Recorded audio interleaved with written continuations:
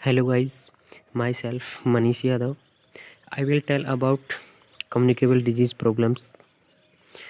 Okay इस video का जो शेष पार्ट है वो नीचे डिस्क्रिप्शन में लिंक मिल जाएगा, देख लेना। ओके, देखते हैं कम्युनिकेबल डिजीज़ प्रॉब्लम्स के बारे में। देखते हैं, पहली कम्युनिकेबल डिजीज़ प्रॉब्लम है मलेरिया। मलेरिया किस कारण से होता है? मादा एनाफिलीज मच्छर के कारण होता है। Okay, the malaria control program is introduced in 1953। जो मलेरिया का जो कंट्रोल प्रोग्राम होता है उसको 1953 के अंदर इंट्रोड्यूस किया गया था। ठीक है, उसके बाद देख लेते हैं as the incidence rate has incurated, यानी जो इसकी इंसिडेंस रेट होती है वो इनक्यूरेटेड होती है। ठीक है, और जो इस program to malaria radiation program, यानी कि जो इस मलेरिया के जो इस प्रोग्राम को रेडिएट किया गया 1958 के अंदर इसको रेडिएट किया गया था। उसके बाद देख लेते the incidence rate is 6.75 million cases in 1976। जो इंसिडेंस रेट होती है इसकी वो 6.75 मिलियन केसेस मिले थे 1936 के अंदर। Modified plan of the operation come in 1977। 1977 के अंदर इस प्लान को मॉडिफाइड किया गया था, मलेरिया के इस प्लान को मॉडिफाइड किया गया था। उसके बाद देखते हैं 2.1 मिलियन केसेस इन 1984। 1984 के अंदर 2.1 मिलियन केसेस डिटेक्ट हुए थे। उसके बाद death rate is 943 year in 2003। 2003 के अंदर 943 पर ईयर इसकी डेथ रेट थी और 2005 के अंदर 940 पर ईयर इसकी डेथ रेट थी। उसके बाद incidence rate of the present is 2 million and in 2005 it is 1.8 million. Incidence rate 2 million है और 2005 के अंदर 1.8 मिलियन थी।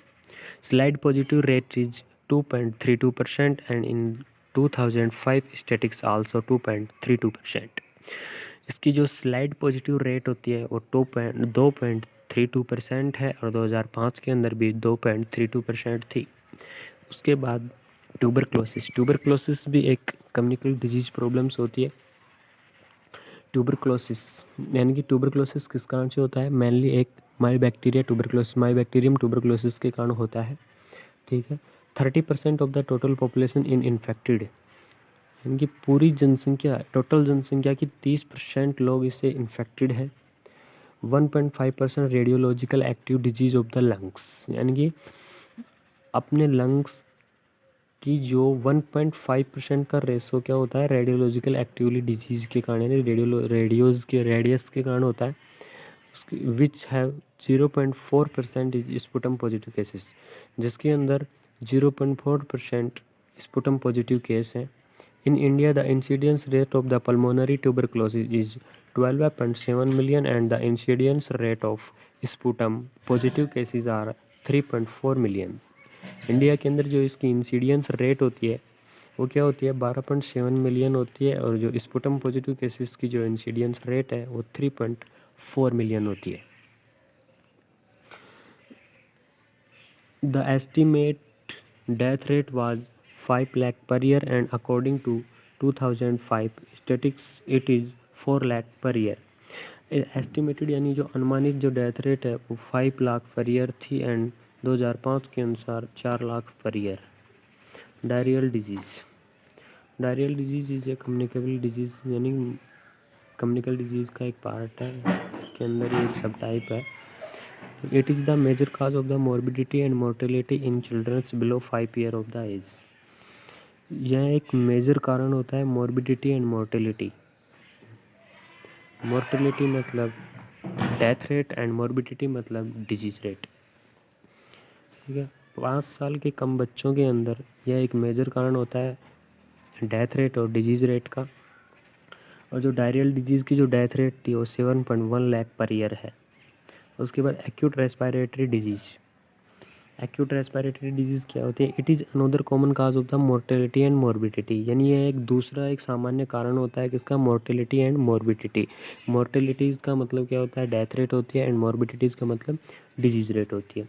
और 5 साल से कम एज के बच्चों के अंदर ये मेनली होता है।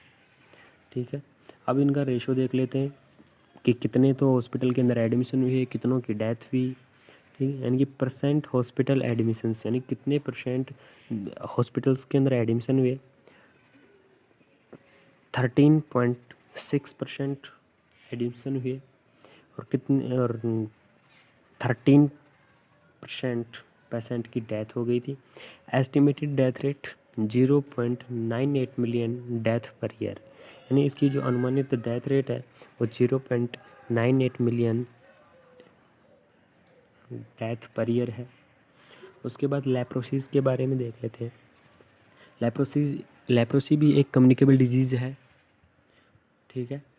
In 2003 and 2004 statics 2.20 lakh new cases are detected from PSC, यानी कि प्राइमरी हेल्थ केयर के अंदर 2003 और 4 में 2.20 लाख केसेस डिटेक्ट हुए थे, जिसके अंदर 14.91% चाइल्ड थे, 1.8% डिफॉर्मिटी ग्रेड सेकंड के थे।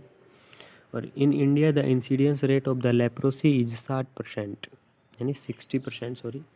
इंडिया के अंदर जो इंसिडेंस रेट होती है वो 60% है और इसकी प्रिवेलेंस रेट होती है वो 2.3 पर 1000 पॉपुलेशन के आधार पर है। उसके बाद इसका फिलेरिया देख लेते हैं। फिलेरिया भी एक कम्युनिकेबल डिजीज़ होती है, ठीक है। इन 1953 के अंदर 25 मिलियन केसेस आर डिटेक्टेड, यानी 1953 के अंदर 25 मिलियन केसेस डिटेक्टेड हुए। इन 2003 420 मिलियन केसेस आर डिटेक्टेड, 2003 के अंदर 420 मिलियन केस डिटेक्ट हुए। इन 2005 553 मिलियन केसेस आर प्रेजेंट, 2005 के अंदर 553 मिलियन केस उपस्थित थे। And about 109 million in urban area, जिसके अंदर 109 मिलियन तो अर्बन एरिया के अंदर थे and rest in rural area, बाकी क्या थे रूरल एरिया, अपने ग्रामीण एरिया के अंदर। अर्बन का मतलब शहरी एरिया, रूरल मतलब अपना ग्रामीण area. Incidence rate is 6 million acute filaria, जो इसकी इंसिडेंस रेट होती है वो 6 मिलियन होती है एक्यूट फिलेरिया इसकी पर ईयर के आधार पर, और क्रोनिक फिलेरिया की जो रेट होती है वो 45 मिलियन होती है। उसके बाद देख लेते हैं एड्स, ठीक है। एड्स एक वेरी डेंजरस कम्युनिकेबल डिजीज़ होती है। फर्स्ट डिटेक्टेड इन 1986, 1986 के अंदर इसको पहली बार डिटेक्ट किया गया था। इन 2003 5.1 मिलियन केसेस आर डिटेक्टेड, और 2003 के अंदर 5.1 मिलियन केसेस डिटेक्ट हुए।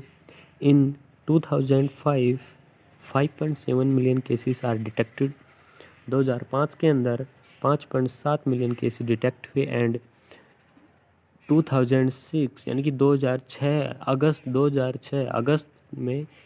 अगस्त के लास्ट तक, 2006 की अगस्त के लास्ट तक इन केसेस के अंदर बढ़ोतरी हुई। वो केसेस कितने थे? 1,24,995, यानी कि 1,24,995 केसेस राइज हुए थे। उसके बाद measures for communicable disease,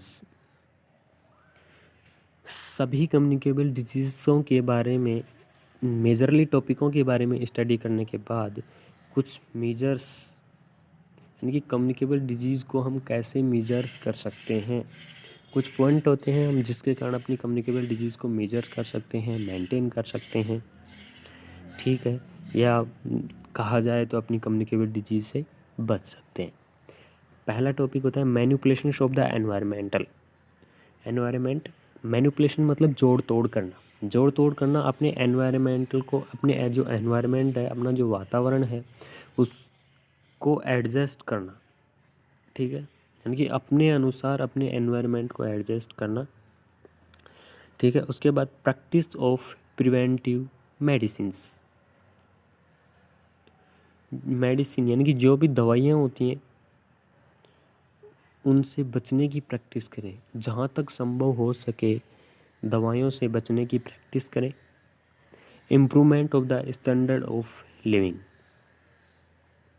improvement यानी बढ़ोतरी करना, स्टैंडर्ड यानी स्तर ऑफ लिविंग रहना, यानी कि जो अपने रहन सहन होता है यानी कि अपने रहने के स्तर को बढ़ाना चाहिए, अच्छी तरह से साफ़ सफाई रखनी चाहिए, खुद की पर्सनल